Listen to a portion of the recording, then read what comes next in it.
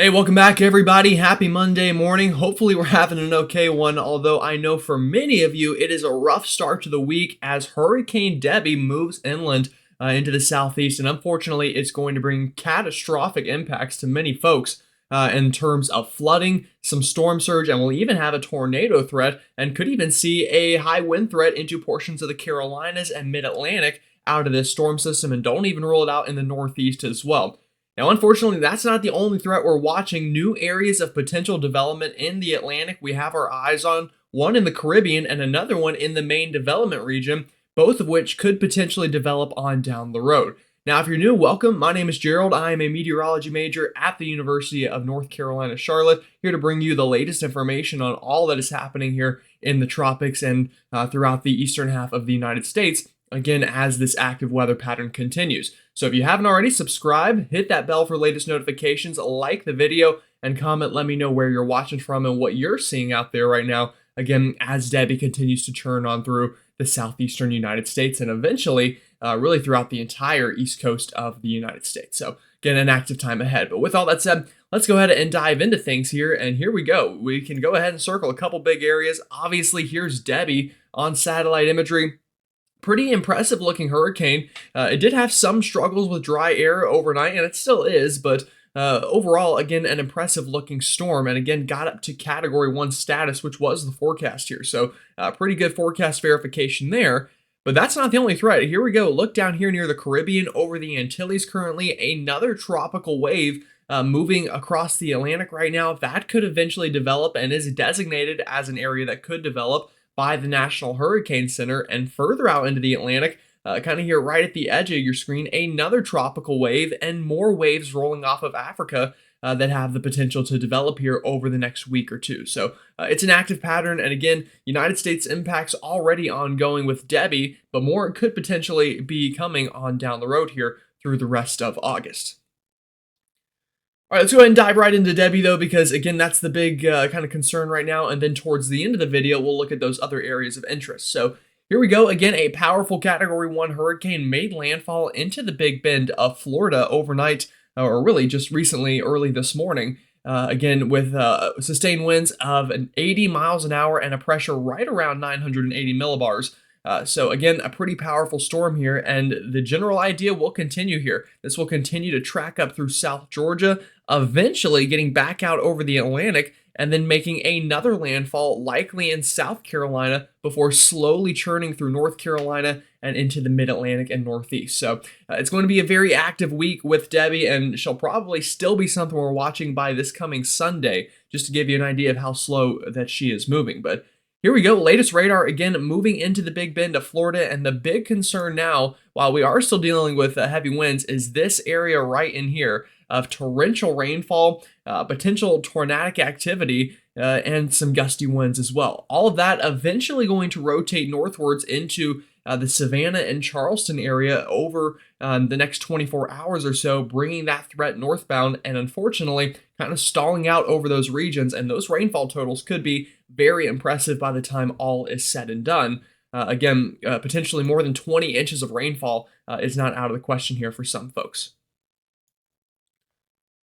All right, latest forecast cone from the National Hurricane Center. This has current winds overlaid here. So again, we've got strong winds just offshore here with Debby, again, bringing some of that surge still into the Big Bend.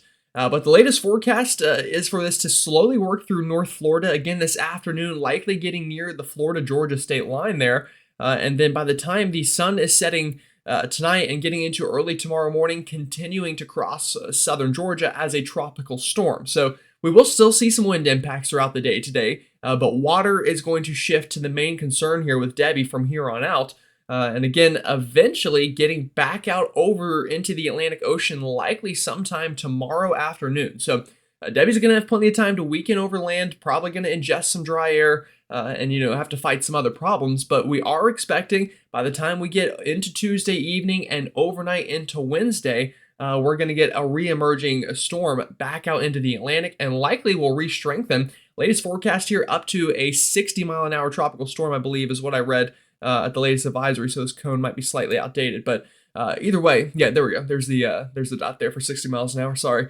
Just to give you, again, an idea how slow this is moving, this is 2 p.m. Wednesday.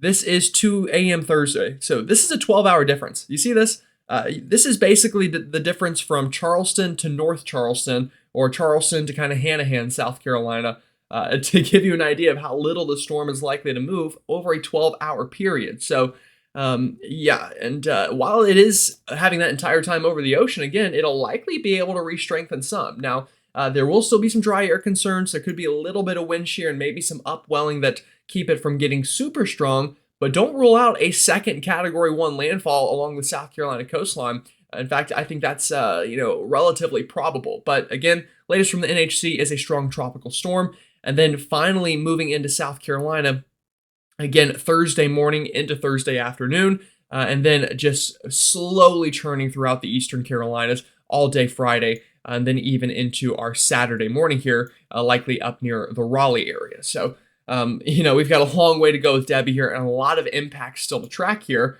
and we will continue to do that for you. Now, latest spaghetti models, we have finally gotten some more agreement, I think, and I've been talking about this the past couple of days. My general thought process was the storm would kind of do this maneuver, get over South Georgia, back into the Atlantic, and then a second landfall between Charleston and Myrtle Beach before eventually hooking up into the mid-Atlantic and Northeast, and most of our spaghetti models agree with that now. Now, if you're in southeastern North Carolina, don't completely let your guard down. Some of our models do show this getting all the way up the coast towards Wilmington for that second landfall. That isn't something I would completely rule out, but I think Charleston up to the North Carolina-South Carolina border is going to be the most likely location for that second landfall. And again, it'll likely be strengthening on approach too. So whether that's a tropical storm or maybe even a Category 1 hurricane, we'll just have to wait to find out. But here are the latest spaghetti models, again, bringing those impacts all the way up the eastern seaboard.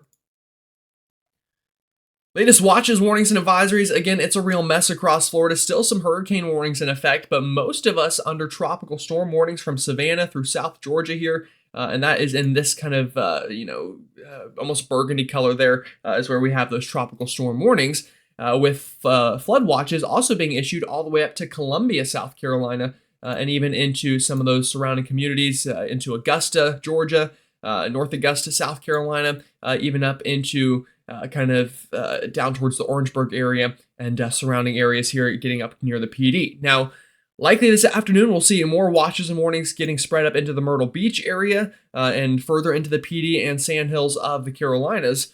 So again, if you're not in this area right now, you very well could be by the time you're watching this video, so go ahead and just prepare for that. Now, also the state of South Carolina under a state of emergency for flooding concerns. And again, you can imagine why here with all of these watches, warnings, and advisories. Again, mainly tropical storm warnings, but some flooding and a tornado threat as well here in those orange boxes, which luckily segues us perfectly into our next potential threat here. Here we go. Day one tornado outlook. We do have that threat of isolated tornadoes. We'll likely see multiple actually from Jacksonville through the I-75 corridor, through Ocala, Gainesville, up into South Georgia, Savannah, even up near Charleston and Myrtle Beach is in that threat area today for some rotating storms that will try to move inland and bring, again, a couple tornadoes. Now, usually these tropical tornadoes are not violent. Now, granted, they can get up to pretty high standards, but they're also generally not super long-lived. So the good news with that is, they're not, these big EF5s we see in the plains, but the bad news is oftentimes they happen so quick that we don't really, get a warning for them. They kind of touch down, and then by the time they're back up, radar is already scanned, and nothing is ever found. So just kind of be prepared for that. These are quick hitting usually and hard to detect. So that is today. Tomorrow we'll do it again. Same areas from Savannah to Charleston. That's the problem with a stalling out storm. Is some of the same areas are going to have multiple days of a tornado threat. And in fact, I would probably even extend this further inland and further north up towards Myrtle Beach and up towards Columbia. So we're going to see, again, multiple days of a tornado threat here through portions of Georgia and South Carolina as the storm slowly works on through. Now, storm surge is another concern. Now, the good news is we've probably seen the worst of it over Florida, but we will continue to see some storm surge this afternoon. Even as the storm crosses the Florida-Georgia line, we're still going to be getting this onshore flow through Tampa Bay and even down towards Fort Myers. But again, probably less so than we saw yesterday. But the area that then needs to kind of, prepare for storm surge is the South Carolina and Georgia coastline, the St. Mary's River up towards the South Santee River, expecting 2 to 4 feet of storm surge. And again, I think by the time we get the updated map this afternoon, this will probably begin to spread upwards towards the Myrtle Beach area. So, the storm surge threat, is one that is very real and that we will need to watch for. And that's on top of the freshwater flooding, a high risk, the highest level they can issue for excessive rainfall and flash flood risk over the next 5 days from Wilmington, now including Myrtle Beach, North Myrtle Beach, into Marion, South Carolina, Charleston, Savannah, Orangeburg, near Jacksonville even, and even down towards Valdosta. So a lot of rain on the way with this storm system, and we'll take a look at those rainfall totals in just a second. But also notice even that slight risk extending northward, Raleigh, Charlotte, Roanoke, Richmond, Norfolk, and likely into the northeast as well here as we get towards the latter part of this week. All right, latest timing here from our high-resolution rapid refresh model. Here's landfall, again, just occurred. The main threat today is going to, again, be this very heavy rainfall and tornado risk into portions of North Florida, southern Georgia, and into coastal South Carolina. But again, gusty winds will continue throughout the day as well, bringing down some tree limbs and power lines. Now, here we go, again, slowly working inland. This is into this afternoon and into this evening, about the time the sun is setting. And you'll notice this is when things clear up a bit for Florida. Now, we'll still have scattered showers and storms by the time we get into this evening, some of which, again, could produce a tornado or two, and we will still see some onshore flow that will produce some surge, although not, again, as much as we probably saw yesterday. But from this evening onward, this is when Georgia and South Carolina become the main focus. Look at this shield of rain to the north of the storm that is just slowly crawling over the Savannah and Charleston area, and throughout much of the Savannah River. It's going to be dumping a lot of rain, and it will have some gusty winds, and we'll have some embedded tornadoes. Also at this point, that onshore flow begins into Georgia and South Carolina, and that's when that 2 to 4 feet of storm surge will likely begin to move on in. So again, it goes downhill throughout the day today, and throughout all of tonight. By the time we're getting into tomorrow morning, Tuesday, not much has changed. Now, the storm may have moved north a little bit. We may see that onshore flow and that very heavy rain band shift up towards Georgetown and maybe the Myrtle Beach area for our Tuesday, but still raining heavily and pretty far into South Carolina as well. Again, you don't have to be at the coast to see this freshwater flooding. From Columbia southbound, I think, and even Augusta southbound, we're going to see some flooding concerns. Now, the tad bit of good news here is, again, the storm's been fighting some dry air, so I do think a little bit of a dry slot is going to try to form here into part of the storm. Now, if we're lucky, this can erode enough that maybe areas in and around Charleston and Beaufort or right at the coast could get a little bit of a break from the rain. That could help to bring down some of those totals. We'll watch for that, but either way, flooding still likely to occur in the form of storm surge and, again, still freshwater flooding as well.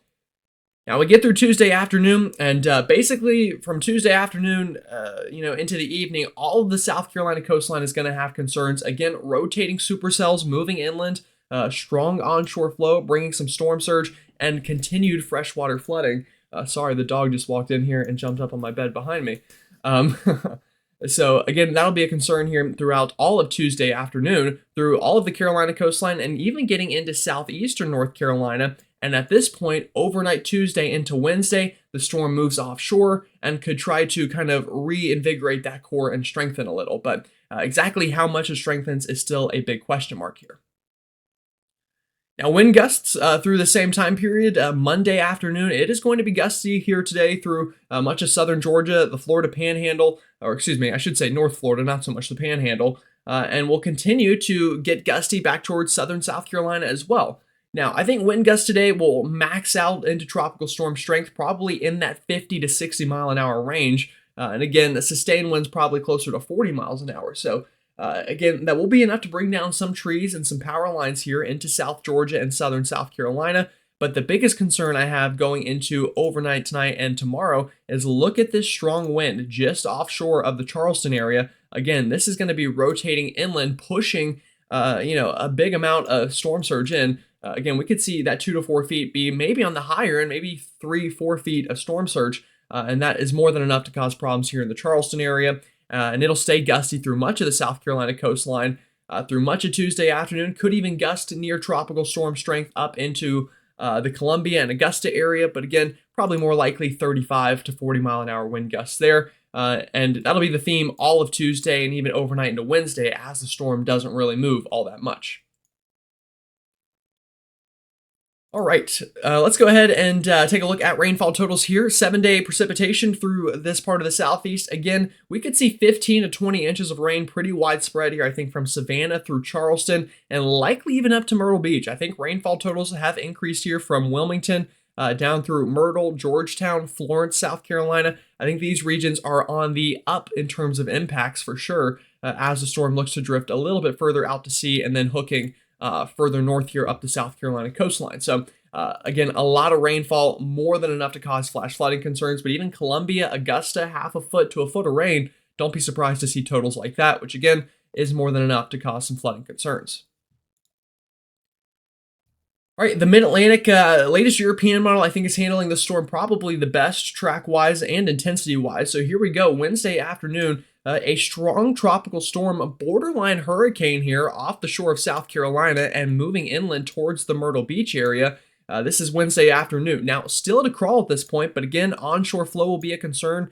Myrtle Beach up to Wilmington, up to Jacksonville, North Carolina, and even into the southern Outer Banks, gonna see some onshore flow that will likely bring at least some storm surge on top of those tornadic rain bands moving inland and freshwater flooding, and even gusty winds just due to the storm itself.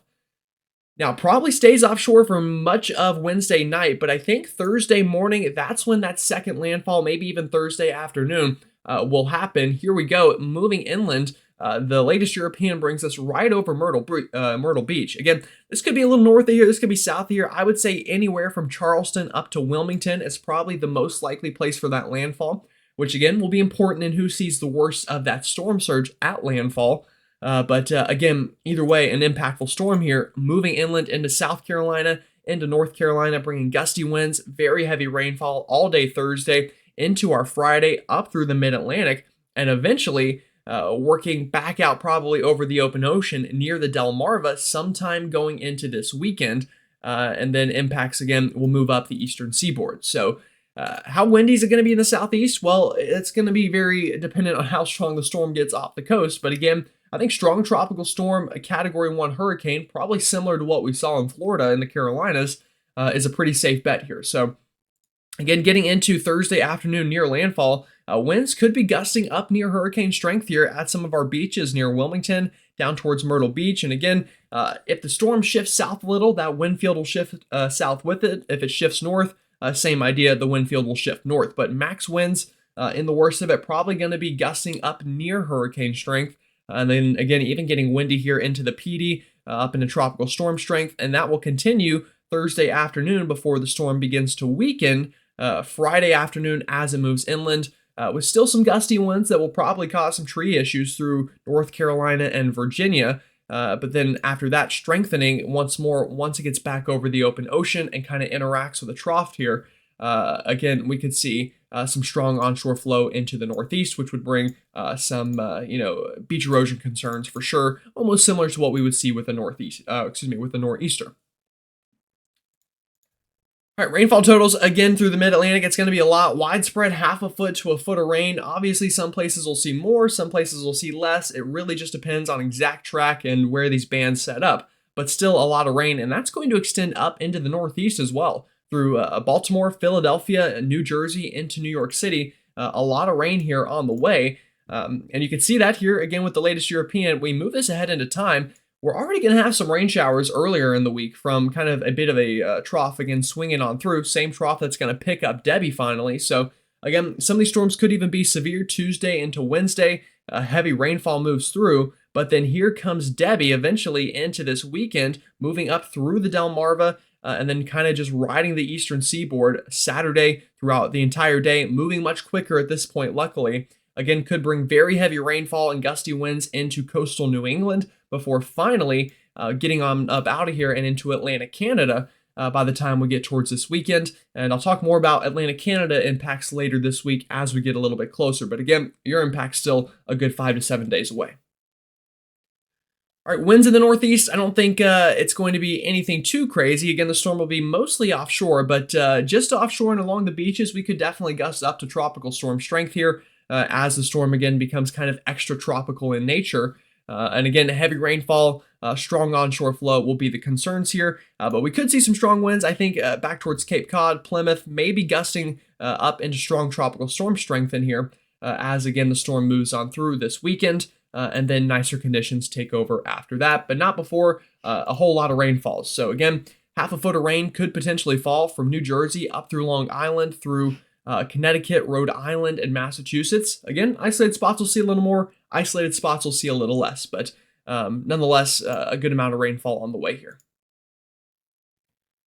Now, unfortunately, again, that is not the only concern. We just talked about Debby, but we already have another area designated by the National Hurricane Center here for potential development on down the road within the next 7 days here into the the Western Caribbean and into the Gulf of Mexico. So obviously, anytime we get a storm in this region, we're going to want to watch out. And again, there are even more waves back here near Africa that could have potential development chances on down the road. But let's talk about this Caribbean storm. And this is getting into the middle of this week or so. This is Thursday, again, the same point that Debby is impacting the Carolinas. And look at this area of enhanced kind of humidity here. This is a tropical wave moving through the Caribbean Thursday afternoon. And you will note there is some dry air in the Gulf of Mexico and some dry air behind it that will try to limit it, but it's kind of in its own little pocket here of nicer conditions. And also wind shear at a minimum, all things considered here, into the Western Caribbean. So conditions could be conducive for this wave as it gets into this region later this week. And because of that, some of our models develop it, including our GFS model. So here we go. This is getting into Friday and Saturday. And here is that tropical wave, again, kind of near the Yucatan Peninsula, getting into that more favorable environment, and eventually even develops on the GFS here into the Gulf of Mexico and tries to move up in the general vicinity of Texas and Louisiana in 7 to 10 days. So the exact track, obviously, do not take verbatim here. Don't treat it like the gospel. But no, a storm could develop here and could potentially impact the United States on down the road. In fact, if we take a look at some of our ensembles, looking at the European here, we do have some members that develop that wave here and get it into the Gulf, and some that do bring it up into Texas. But also take a look at what's happening out here in the Atlantic. Another wave likely to form in about 7 to 10 days, or at least, having the potential to develop. The European model is quite excited about it, and the European was also the first model to pick up on Debby developing. So again, we'll look at this and all the ensembles and continue to monitor that with, again, that potential for some development on down the road, potentially in the Caribbean or Gulf, also potentially back out into the central Atlantic. So we've got Debby, we've got the Caribbean system, and we've got potentially another one on down the road. Things sure are getting active here for this August. And taking a look at the GFS and its ensemble members, again, also a bit of a signal here for the Caribbean storm, not so much for the Atlantic storm, but we will absolutely continue to monitor that for you and keep you up to date here with all of the latest. So I appreciate it. Again, thank you for watching. If you haven't already subscribed, please do so. Like the video and comment. Let me know where you're watching from. Stay safe out there and have a wonderful rest of your Monday.